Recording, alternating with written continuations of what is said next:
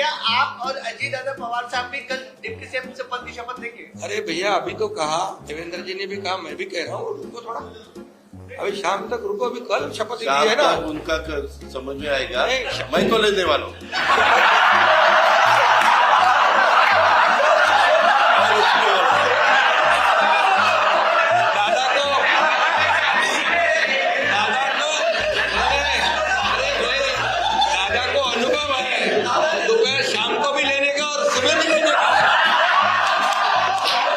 ये वीडियो दिसंबर 2024 को आया था। महाराष्ट्र में नई सरकार के गठन पर माथापच्ची चल रही थी। पत्रकारों को ऐसे कई मौके मिले थे जब उन्हें महायुति में फूट के सुराग दिख रहे थे। ऐसे में तीनों शीर्ष नेताओं ने एक साथ प्रेस कॉन्फ्रेंस की। अजित पवार ने एकनाथ शिंदे को लेकर चुटकी ली थी। कहा था कि इनका शाम तक पता चलेगा, मैं तो शपथ ले रहा हूं। इस पर शिंदे ने अजित पवार को पत्रकारों के सामने जवाब दिया था। कहा था कि दादा को सुबह और शाम दोनों समय शपथ लेने का अनुभव है।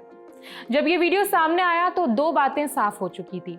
एक कि महाराष्ट्र की अगली सरकार कैसी होगी, और दूसरी बात कि अजित पवार के राजनीतिक करियर का सारांश क्या है। वो विवादों में थे, वो कुर्सियों पर थे, वो सवालों के घेरे में थे, लेकिन उन्होंने हर बार अपने स्तर की साफगोई और जीवंतता जरूर बरती। ऐसे थे अजित पवार। 28 जनवरी की सुबह महाराष्ट्र के डिप्टी चीफ मिनिस्टर और एनसीपी नेता अजित पवार की विमान हादसे में मौत हो गई। हादसा महाराष्ट्र के बारामती में हुआ।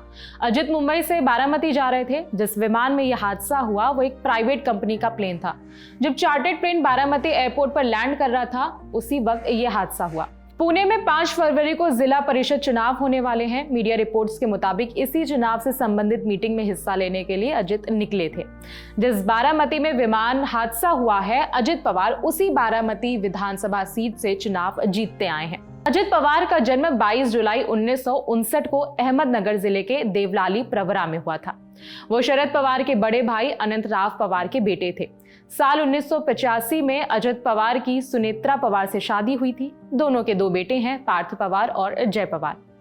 अजित महाराष्ट्र की पॉलिटिक्स में एक अहम किरदार थे। शिंदे गुट का अलग होना, एनसीपी का टूटना और बीजेपी से गठबंधन करना। महाराष्ट्र की राजनीति में बीते कुछ सालों में जो कुछ भी हुआ, उसमें अजित पवार की बड़ी भूमिका थी। उनके करियर की शुरुआत हुई थी साल 1982 में। मीडिया रिपोर्ट्स के मुताबिक 1952 में एक कोऑपरेटिव शुगर फैक्ट्री का इलेक्शन जीता। 1991 में पुणे जिला सहकारी बैंक पीडीसी के अध्यक्ष बने। 1993 में पहली बार बारामती से सांसद बने, लेकिन उपचुनाव में चाचा शरद पवार के लिए सीट छोड़ दी थी। फिर 1995 में पहली बार बारामती से विधायक बने। 1999, 2004, 2009, 2014, 2019 और 2024 में बारामती में लगातार जीते। 1999 में विलास राव देशमुख की सरकार में सिंचाई विभाग के कैबिनेट मंत्री भी रहे। उनके डिप्टी सीएम बनने के रिकॉर्ड की बात करें तो साल 2010 में कांग्रेस एनसीपी सरकार में अजित पवार पहली बार उप मुख्यमंत्री बने थे। सितंबर 2012 तक उन्होंने पदभार संभाला। फिर अक्टूबर 2012 से सितंबर 2014 तक दूसरी बार डिप्टी सीएम रहे।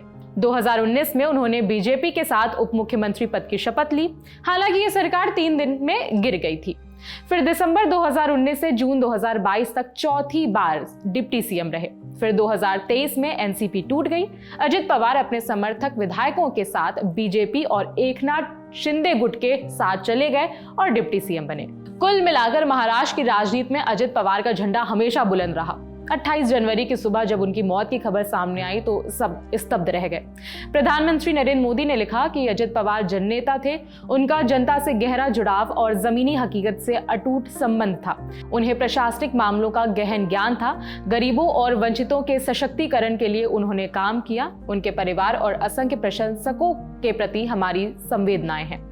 आपकी जानकारी के लिए बता दें कि इस हादसे में विमान में सवार सभी लोगों की मौत हो गई। मीडिया रिपोर्ट्स के मुताबिक अजित महाराष्ट्र पंचायत चुनाव के लिए बारामती में जनसभा को संबोधित करने जा रहे थे।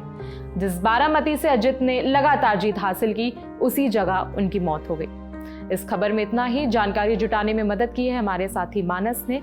मेरा नाम है विभावरी। अपडेट्स के लिए देखते रहिए दी ललन टॉप।